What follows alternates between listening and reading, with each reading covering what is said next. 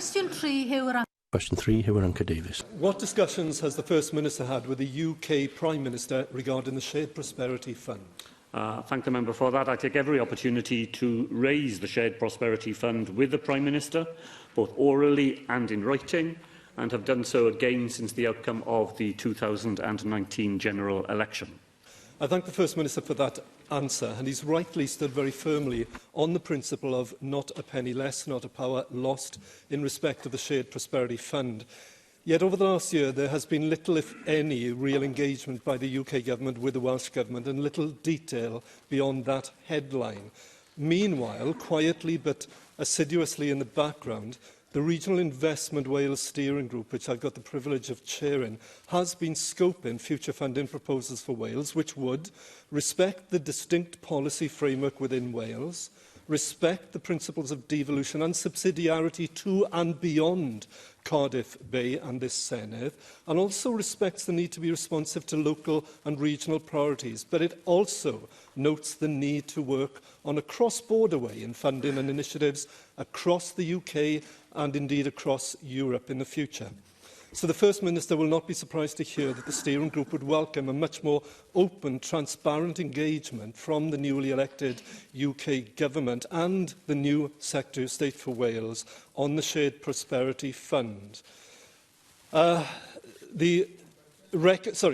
Would he and the Brexit Minister now seek constructive and urgent engagement with the UK Government on these matters, but on the very clear terms as well of not a penny less, as was guaranteed to us, and not a power lost?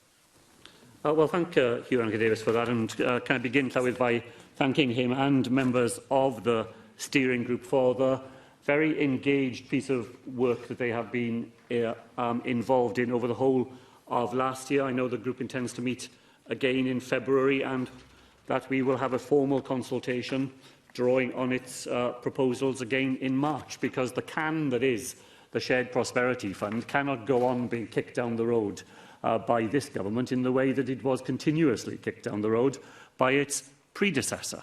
Now, I've had a conversation with the new Secretary of State for Wales, Llywydd. He assured me that he was committed to working in a consensual way with the devolved administration, that he will be looking for ways of agreeing practical ways forward on key policy issues, and I take those assurances at face value and look forward to meeting him to discuss the Shared Prosperity Fund and other matters of mutual interest. But when we come to those discussions, it will have to be, as Huw Irranca-Davies has said, on the basis of the principles that we have already articulated here.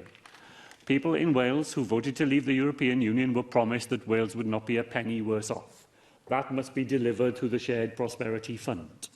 Regional economic policy has been devolved to the National Assembly for Wales since 1999. It is not a new addition to the repertoire of responsibilities that this National Assembly holds.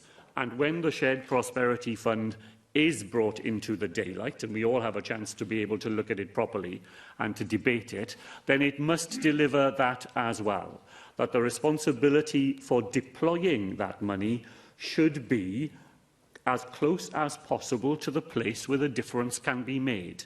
That's what all the literature tells us about regional economic development. Is what the OECD that we are working with on this tells us too, and it's why the work of the steering group that Huw Irranca-Davies has chaired has been supported by the FSB, the WLGA, Universities Wales, HEFCU, the WCVA, as well as think tanks outside Wales like the Joseph Rowntree Foundation and the all-party parliamentary group at Westminster. Our principles are principles that are widely shared beyond this chamber, and we look for them to be honoured in the Shared Prosperity Fund.